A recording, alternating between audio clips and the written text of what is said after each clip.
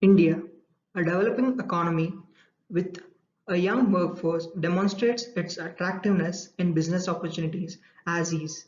The long-term growth potential remains high. In such a scenario, as it furthers its steps to be a developed economy, it should focus towards dampening business cycles through stable macroeconomic policies for better market conditions and global trade. What do we mean by macro stability?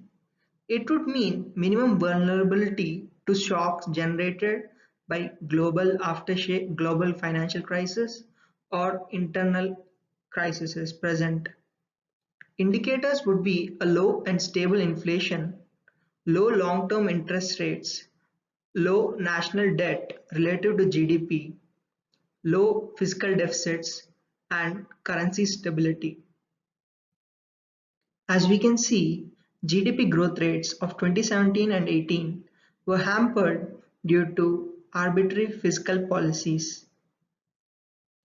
A low and stable inflation of around 3% would be a good indicator of stability, whereas as we can see in the case of India, inflation fluctuates constantly, making it hard for businesses to predict and develop their business plans accordingly.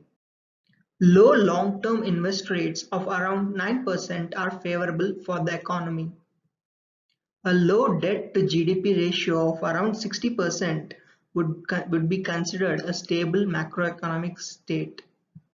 Fiscal deficit to GDP should be in a relative range of 2 to 3% surplus in good times and 2 to 3% deficit in bad times. However, our current fiscal deficit to GDP doesn't reflect so.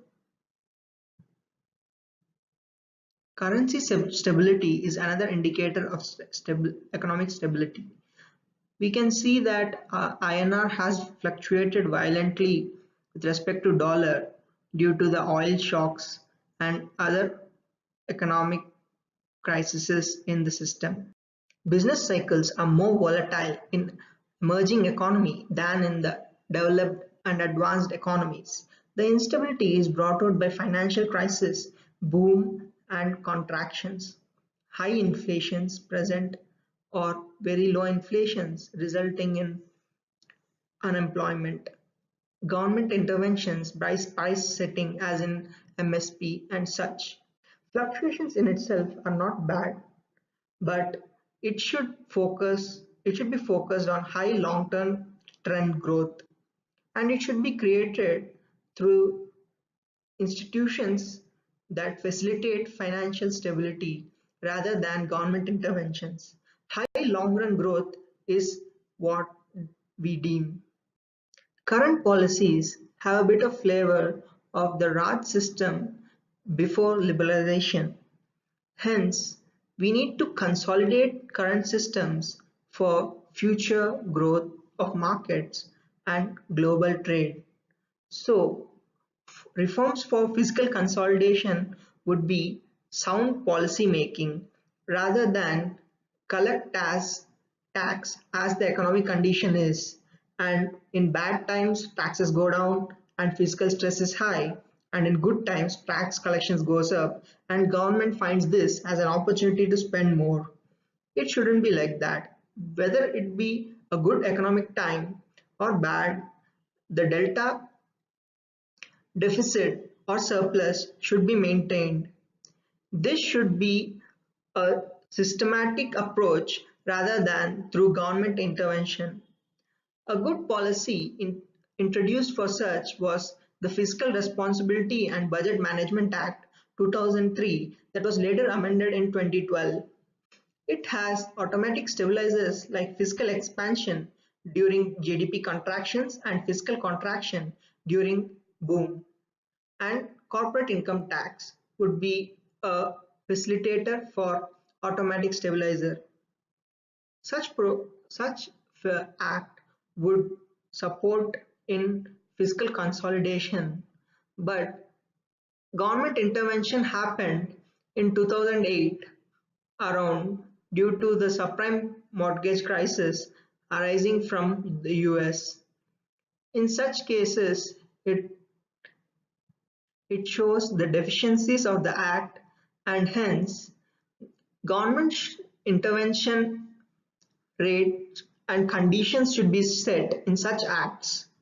In view of changing economy conditions, there should be possible government interventions when certain conditions of economic downfall are faced, and they should be in strict rules before governments come into play and facilitate short-term relief. Programs involving huge spending like MNREGA should spend sensitively to the fiscal environment present at the time.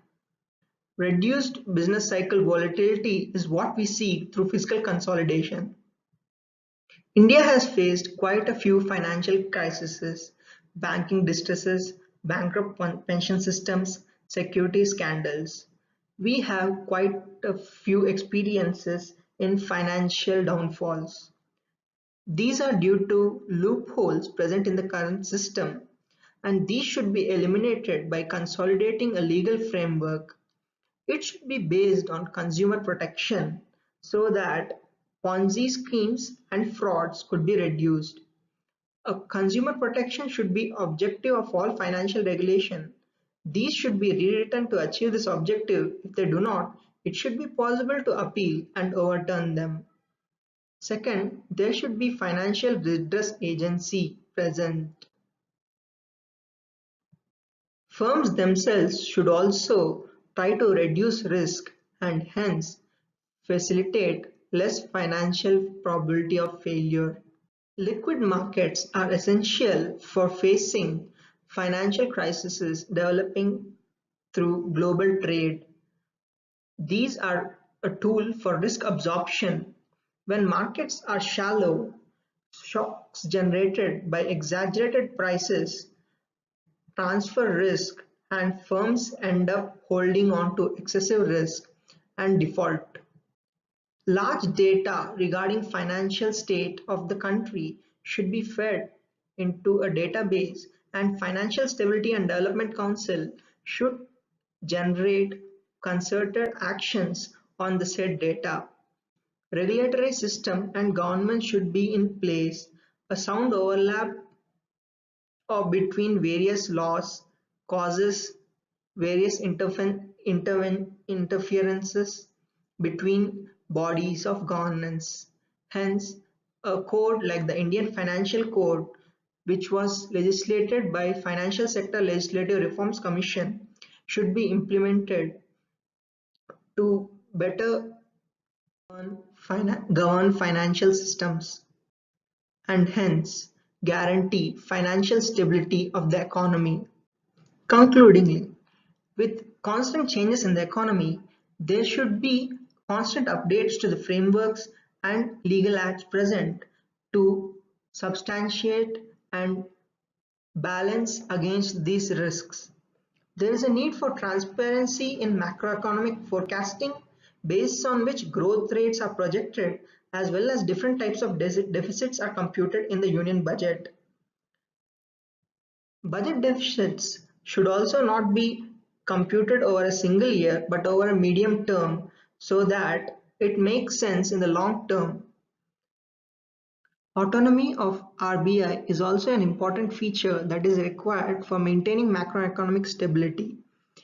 Currently, RBI seems to be affected by the government, which is not favorable for a stable macroeconomic condition. And current divestiture of government assets is around rupees 85,000 crores when budgeted was only expected to be 80,000 crores. This shows a large deficit in planning the budget. Hence, it is important for developing stable fiscal and financial macroeconomic policies for a stable economy. Thank you.